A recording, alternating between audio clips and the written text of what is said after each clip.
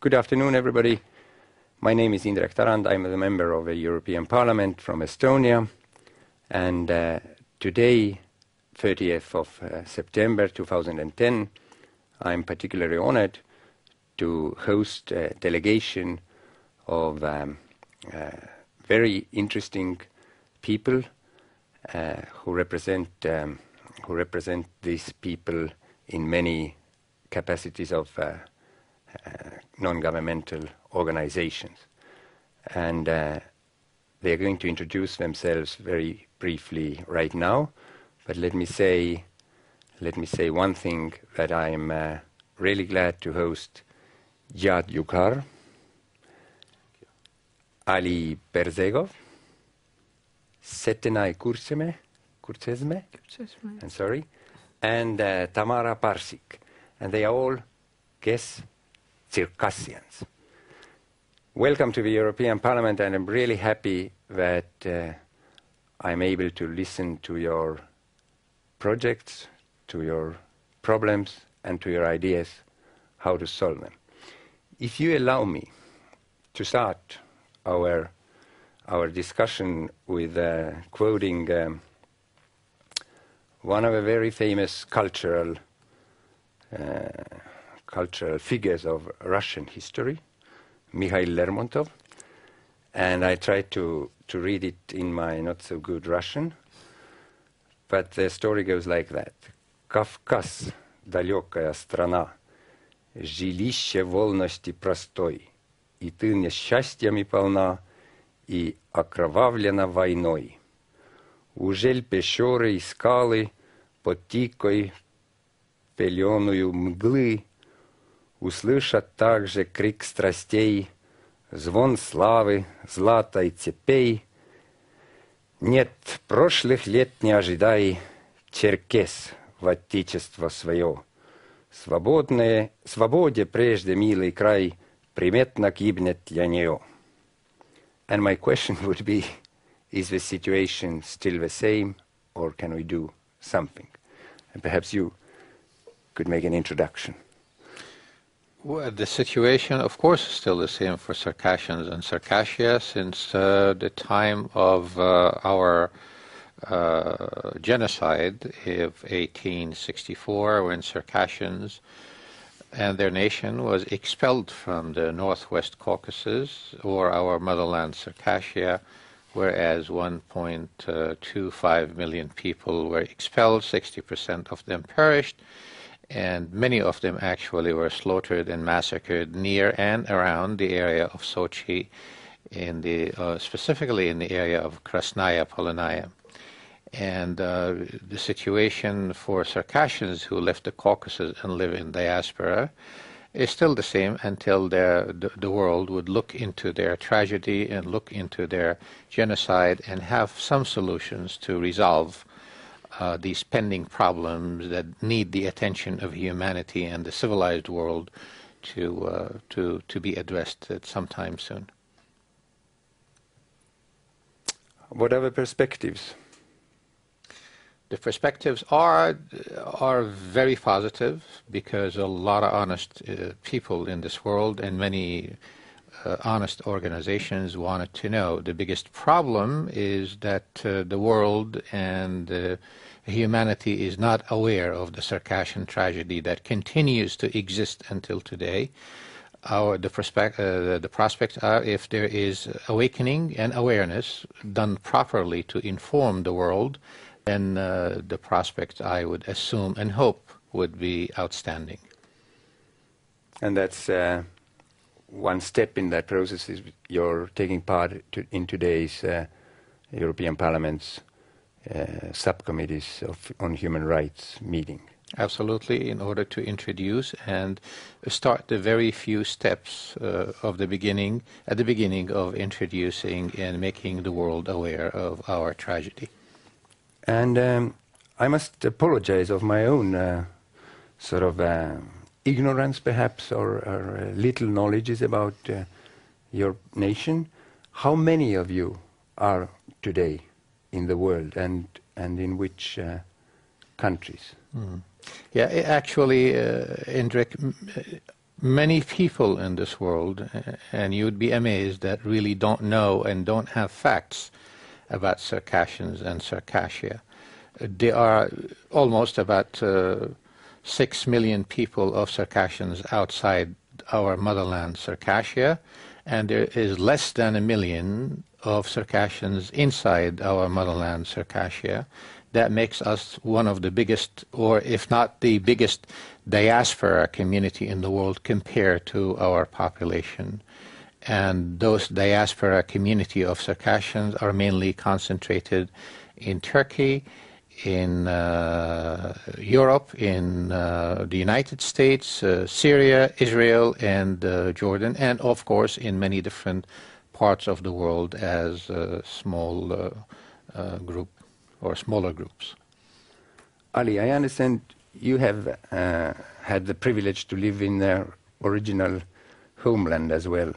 And could you describe the situation there a little bit, and perhaps also explain why you cannot stay there any longer? First of all, yes, you're right. I was born in Майкоп, which is the capital of Adigea Republic. My hometown is Майкоп. And my republic, which is one out of 3 Circassian republics, faced a threat to be liquidated. We call it liquidated or merged. How the people who proposed this idea merged with the Krasnodar Krai and eliminate any kind of autonomy, which would inevitably lead to extermination of all cultural and all national identities we have in the Caucasus, in this severely dangerous situation when the majority of our people can't go back, deprived from this right to go back to repatriate to the motherland. So the situation is quite dangerous for us in the motherland, and multiple human rights abuses, because the situation can't go on its own. So people try to talk about that. Like, I was editor-in-chief of the newspaper, Republican scale newspaper, and we used to discuss this and talk about this openly.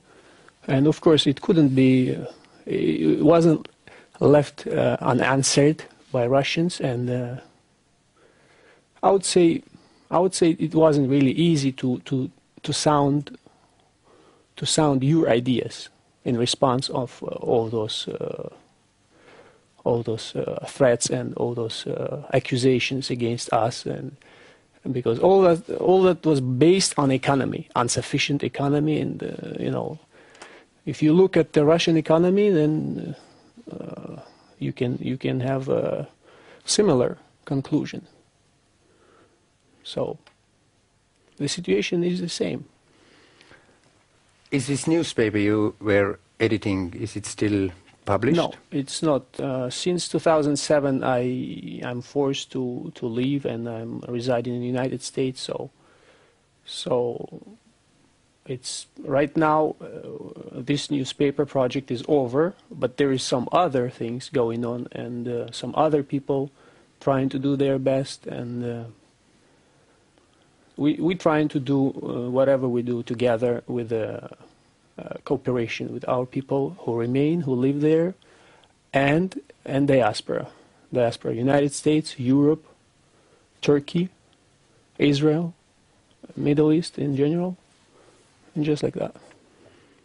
And if I understand you correctly, the situation with the press freedom in your country is satisfying, or remains to be unsatisfied completely, because people, actually it's not only about us, it's all about the national Russian scale, I would say, because all those facts are well known about the journalist assassinations and about all those persecutions and everything. So it also relates to us as anybody else in Russia. So, but what multiplies the aggravation about us, we are minority on our own land, and we don't have right.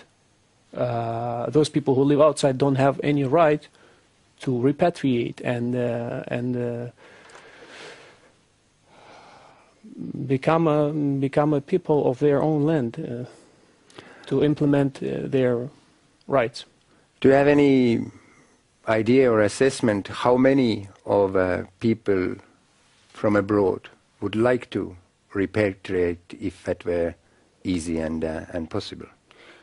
Yeah, I don't think that's a question. First of all, we have to have the concept of that right to be allowed for us to go back, and then we can speak about first what kind of conditions, and second how many people would like to do that. Right now we can't even.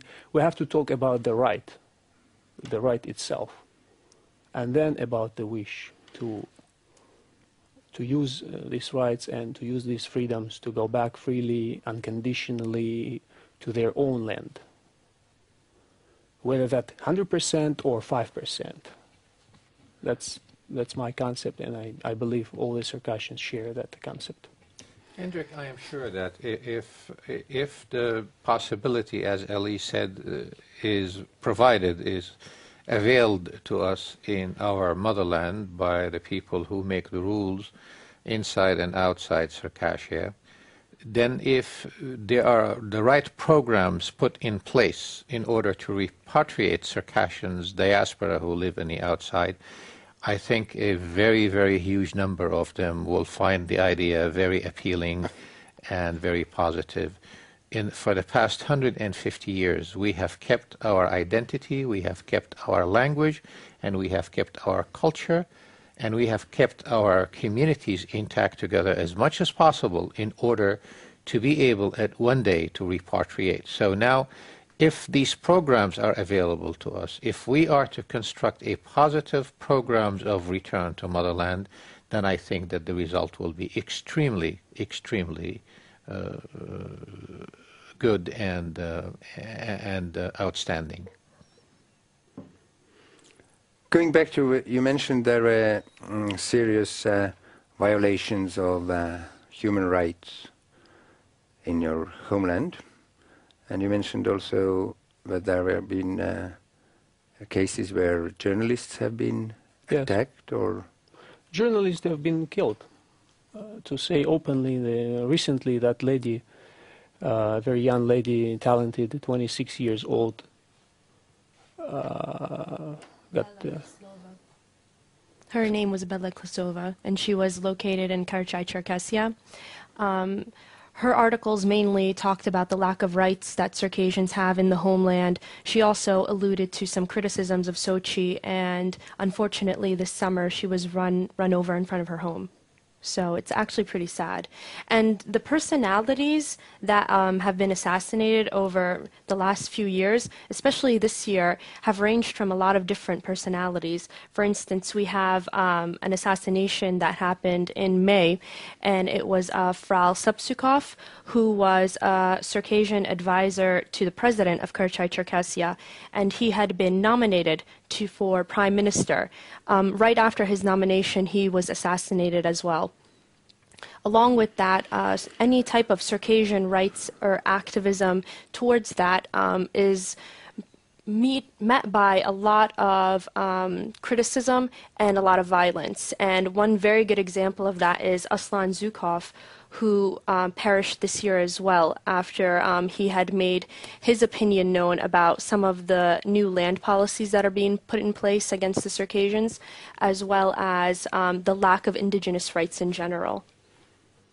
So we are speaking about, we may say even that there's an increase with this absolutely. Unacceptable process. Yeah. How is the investigations of this kind of assassinations? Right. It's actually not that good. For instance, Aslan Zukov, his murder was not investigated. Bella's murder is pending investigation, and Frau Sapsukov's investigation is happening now. But for the most part, they just choose to ignore the assassination itself and choose to point fingers at other things.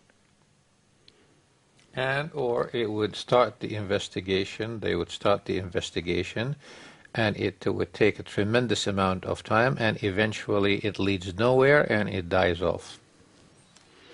That's the typical result of any investigation against any violence and any crimes committed against any people who demand their rights of Circassians in the Caucasus. Eventually they would start, I guess, they would pretend that there is an investigation, and that investigation actually goes nowhere. Kind of handwriting I have met before in history. Just changing slightly the subject and perhaps hoping to discover some happier aspects of life. You are active with cultural activities of Circassians. Political and cultural, yes. So normally cultural relations raise less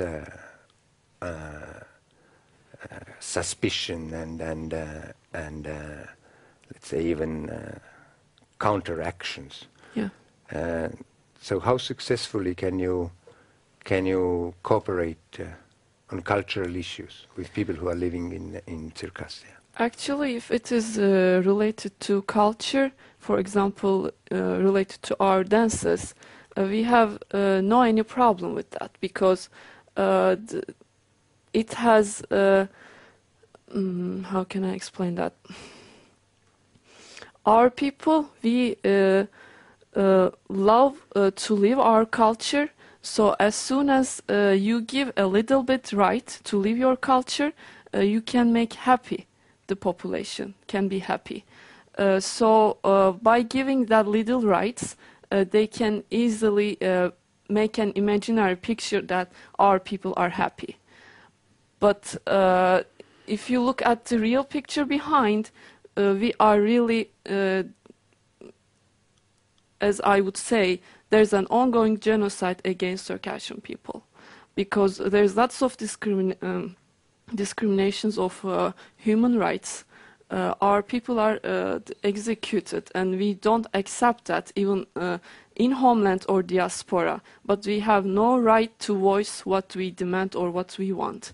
And in diaspora we have some organizations, we can go live our culture, we can come together with our people, we can dance, we can eat our food, we can make our music, but this is not the real core that can keep your heritage alive.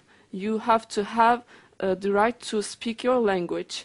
You have to have a right to live in your ancestral lands, and we don't have anything to really survive. How is the situation with education, with the schools? In homeland, we have only 2 hours a week. And it is only if you choose you can learn your language. All the language at every levels are in Russian. We are not allowed to use our language. And related to our history, in history lessons, there is nothing related to Circassian history. Actually, we were fighting against Russia for our freedom for 200 years. It is actually never happened in world history, but there is no single word about that in schools. So our children are raising with a fabricated world. This is not our reality. They are hiding our reality from our own people, also from all of the rest of the world. This is very, very sad and tragic for us. And if you would look at the Sochi Olympics that they will hold in 2014, that would be the real picture that it is all our history, all our reality. We exist in the world. Our existence will be hidden under the carpet in front of all the people of the world, and they will be celebrating with all that with all the people of the world without their awareness. This is very sad. Yeah, you mentioned that the the diaspora has been quite successful in maintaining your culture and cultural values. How about educational system in the bigger diasporas? Yeah. For the past, since Circassians left the Caucasus in 1864, or forced actually with fire and death to leave the Caucasus in 1864, they migrated and lived in many different places of the world. In order to preserve their culture and their identity, they formed organizations in every country or in every community they formed, and the purpose of those communities was to keep the identity, to keep the culture, the language, and anything that can maintain their existence as a people, as a nation. And that served very well in preserving the language, the culture, and the Circassian identity for many generations, up until, I guess, the collapse of the Soviet Union, where the existence of those organizations became a threat as further fostering the Circassian character and the Circassian national identity. And then at the time when we were able to put together an international organization called the International Circassian Association, referred to as ICA, the Russian federations discovered that if those organizations are left to function, to serve the interest of the Circassian, then this somehow eventually would foster a threat to them in many different ways.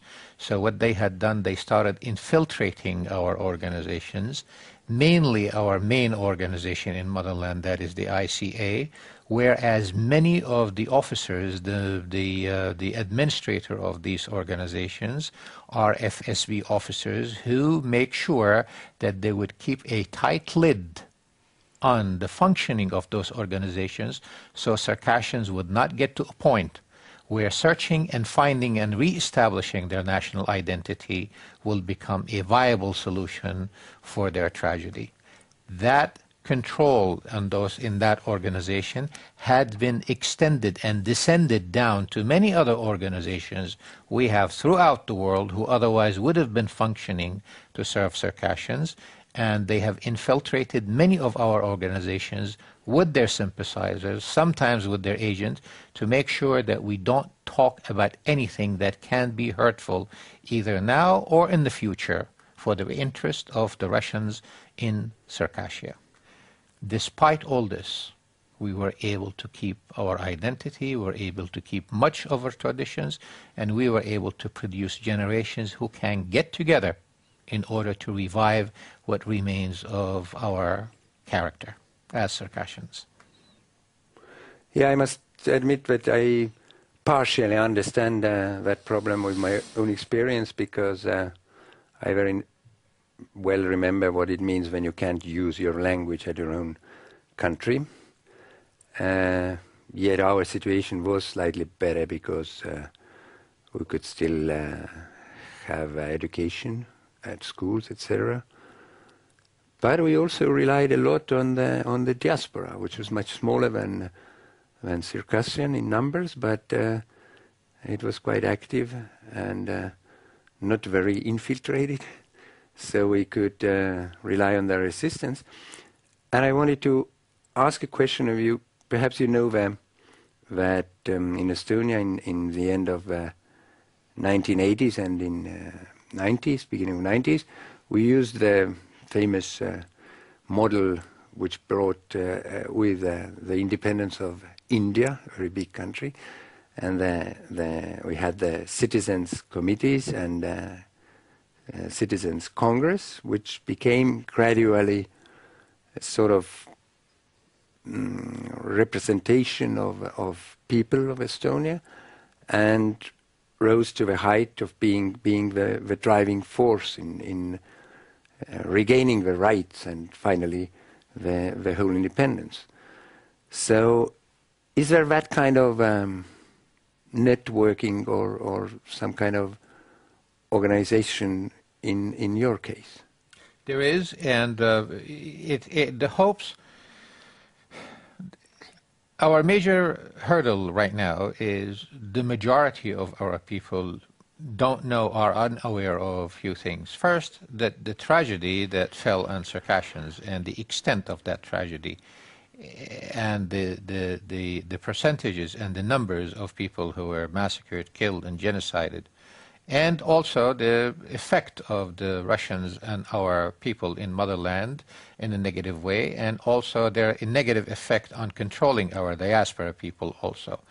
As our people becoming aware of these facts, now there is the awakening among young Circassians to counter this by building a peaceful, secular activities among each other, communicating throughout the world as young people and older people to form a counterbalance movement, if you will, in order to keep and protect and advance and progress the cause of Circassians and their nation in the future, in the near and the far future. There are a lot of organizations are forming. We are also planning, and we do intend to create something of a sort that can create eventually the structure and the organization of Circassians to be able to deliver their aspirations as Circassians in the future. Okay, let us speak a few words also about your agenda here in the European Parliament. And also I would be interested in your views and comments on the event coming up supposedly in Sochi and called Winter Olympics. So who would start? Well, I guess I can start. In 2007, when the IOC was deciding on what the location was going to be, and Sochi was brought up, a group of Circassians from all over the world joined together and sent the IOC a letter and let them know that the historical evidence of this land, as well as our disappointment in choosing this location. So the IOC came back to us and they sent us a letter saying that they would open up an investigation. That, of course, didn't really lead anywhere. After Sochi was selected, we then again sent another letter basically condemning the choice. From that point, we decided to form a committee called the No Sochi 2014 Committee. And the committee is actually formed from 30 different organizations from all over the world that have come together and have banded under this slogan of, no Winter Olympics on the bones of our ancestors. And so we've been working very hard together to try to build this awareness around all of the different atrocities that are going on in Sochi. To begin with, of course, the genocide that happened to our people, to build an awareness to let people know that you are going to a place where people were massacred, where the majority of our population was exiled out. And so leading to the day that we are in today, there are no actual indigenous rights allotted to the people of Sochi, which are the Circassians, right? So that's one aspect that we're trying to focus on. Another aspect is building an awareness around the environmental damage that's happening right now in Sochi. Sochi is a UNESCO World Heritage Site. There are many national parks in Sochi, and Krasnaya Polania, which is dubbed the Red Hill, is actually the location of the Olympics itself, and that is located within the UNESCO World Heritage. There have been multiple different effects to the environment that have happened in the past, I would say, year or 2 years. Things that are irreversible. Ecologically speaking, the damage is catastrophic. There are certain plant species and animal species that will become completely extinct. There are fears of major landslides that might occur because of all the building, because geologically speaking, the land itself is completely unstable. And so all of these issues that we've kind of been trying to build an awareness around aren't being focused on at all, especially because Russian media is so restricted. Anyone who's trying to write a story about this or trying to publicize it, whether it be in the homeland, in Russia as a whole, or outside, is often harassed. And most of the time, the articles don't really get published, especially inside the homeland.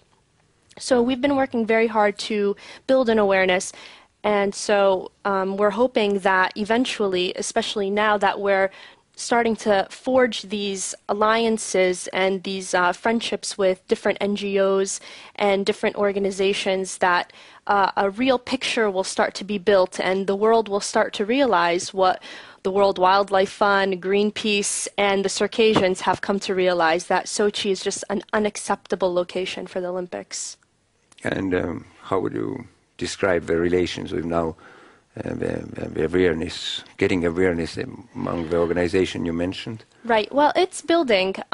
In February of this year, a group of Circassians went to the Vancouver Olympics and they staged a protest in front of the Russian-sponsored Sochi House, and it was very successful. We were able to use that as a jumping-off point to be published in major periodicals such as The Economist, Foreign Affairs, the New York Times, as well as, I believe, a few Canadian, yes. So it's garnered a lot of attention. And as we start to work with these different organizations, including the Greenpeace of Russia, including the Sochi project, which is based out of Europe, the awareness and the attention is just building. It's becoming exponential. That was a positive news for me. Yeah. At the same time, in diaspora, we are holding different demonstrations. For example, 21st of May is the symbol of our exile and genocide. So every year, every single organization in Turkey, all around the diaspora, we are holding demonstrations, particularly at that date. Even in homeland, now they are not really allowed to do that kind of things, but if they can, they are doing it. Sorry. For example, last 21st of May, in front of United Nations, in front of Russian embassies in New York and in Istanbul and in Antalya, we held demonstrations. In Istanbul, we were very crowded, thousands of people, Circassians. We came together and we said, no Sochi Olympics on the genocide lands. So the diaspora are very against, and from homeland we are gaining lots of support, but hiddenly. They cannot say it openly, but they want us to speak because their voice. I can summarize it like that. I would add that we had also in Israel and in Germany, the same day, the same event with the same slogans, and also in front of Russian consulates. And just to make them aware, to bring them to the point, to stop this ignorance eventually. Because whatever we're trying to say is faced by complete, total ignorance. Like, they don't want to open the subject. They don't want to discuss it. And that's supposed to be stopped. And we have to start to talk about that. There were also, Indrek, other demonstrations in different cities, in Vienna and in different cities of Europe, also different cities of the world, demonstrations at the same time conducted by brothers from and friends from other Caucasus nations in support of our opposition to the Sochi Olympics and expressing our feelings about the Circassian genocide and May 21st of this year. So not only that there were Circassians, but there were others who stood with us, and they really supported our cause wholeheartedly in opposition to the Sochi Olympics of 2014, and to make the world aware of the genocide occurred on the land of Sochi. But regrettable that our time for this interesting discussion on your presentations is running out. But I have a quick last question to all of you. So how would you describe who really has the keys for improving the situation in Circassia, and what could be perhaps the role of Europe, members of European Parliament and as a Parliament as a whole in assisting to use these keys?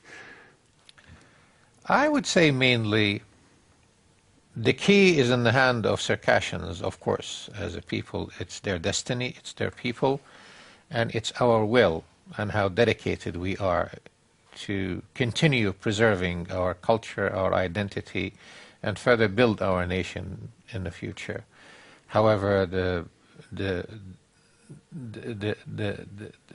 one who is going to make things happen, of course, is the modern world and the free world, who, once they understand our plight, once they understand our tragedy, and they see the just in our future aspirations, they will be the one who will make things happen for us. Yeah, absolutely. That's why we are here. You agree all on that? I definitely agree. I also think that collaborating with different NGOs is going to help us very much in garnering a lot of attention, especially towards this Sochi problem, because obviously that's in 3 years from now, so trying to build as much momentum around that and trying to get the word out as to what the situation is. Well, thank you very much for this informative and for me very useful presentation. Let's hope the best and work hard in order to get it. And if you allow, I will stay in touch with you. Yes. Sure. Thank you for having us. Thank you. Yes, thank you very It's a much. pleasure. Thank you.